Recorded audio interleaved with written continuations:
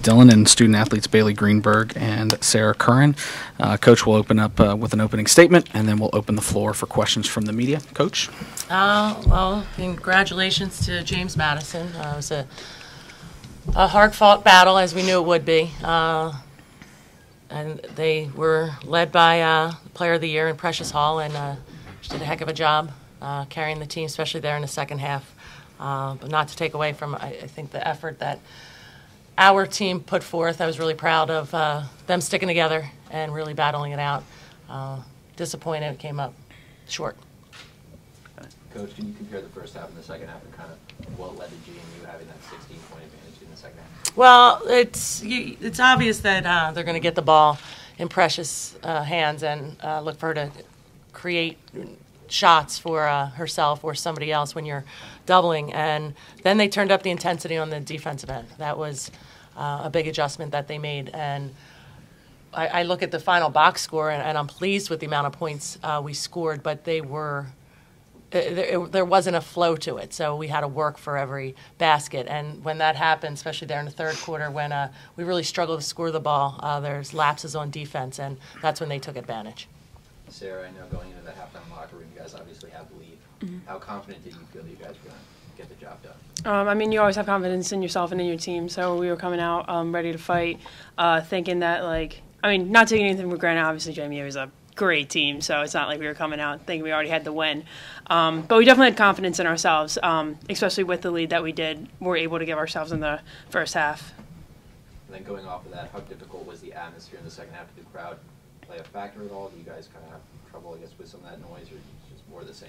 I can't talk for my teammates, but I know for myself I kind of can tone that out, just kind of focus on the game. It is hard to hear in that gym, though, that is for sure.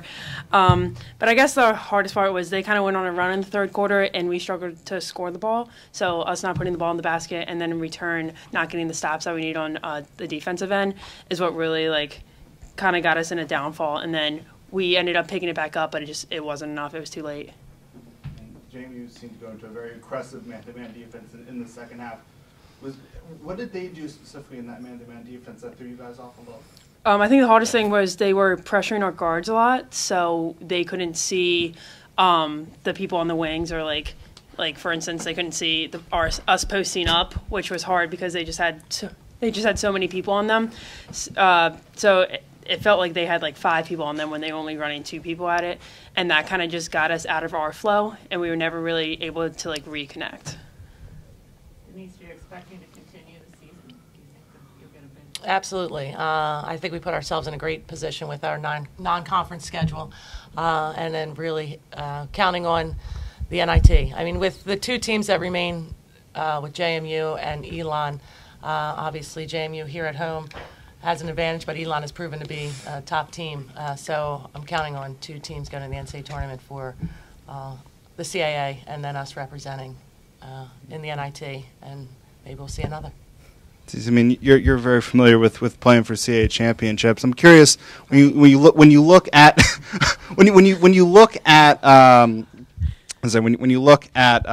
the matchup tomorrow. How much do you think JMU's experience in that situation is going to be a benefit compared to Elon? That's an interesting question. They certainly have the upper hand in that case. But if you look at the roster of players on the team who've really been impact players for the championship runs that they've had, there's a big difference. And in Elon's case, the team's on a mission. I mean, they're playing some great basketball.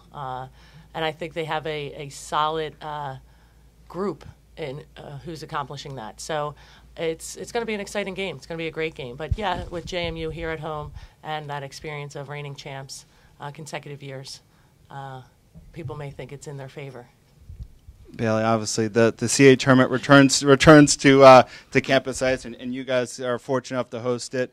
I mean, I guess I know it's a long way away, but when you look at sort of the crowd JMU brought today, you a little bit more excited to be able to host it and get that sort of support next year?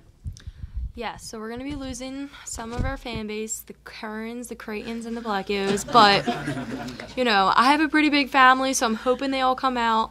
The Browns will, the locals. We're getting another PCL player, Hannah. So, And also, playing on the home court's always a great advantage.